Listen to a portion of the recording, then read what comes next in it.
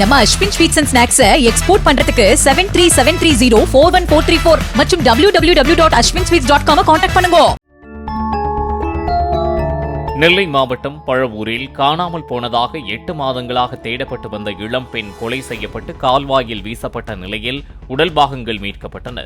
Modern பிள்ளை தர்மத்தைச் சேர்ந்த கயல்விழி திருமணமான 2 ஆண்டிலேயே கணவரை பிரிந்ததால் சேர்த்து வைக்க கோரி குமரி மாவட்டம் கொட்டாரத்தைச் சேர்ந்த சாமியார் சிவசாமியை நாடியுள்ளார். மாந்திரீகம் செய்வதாக கூறி அதிக பணம் வாங்கியும் தம்பதியர் ஒன்று சேராததால் அவரை கயல்விழி அடிக்கடி செல்போனில் தொடர்பு கொண்டு தொந்தரவு கொடுத்ததாக கூறப்படுகிறது.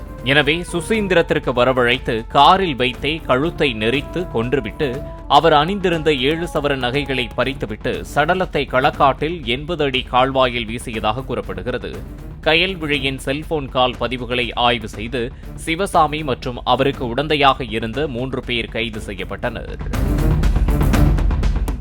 நம்ம Ashwin sweets and snacks export பண்றதுக்கு 7373041434 மற்றும் www.ashwinsweets.com கான்டாக்ட் பண்ணுங்க.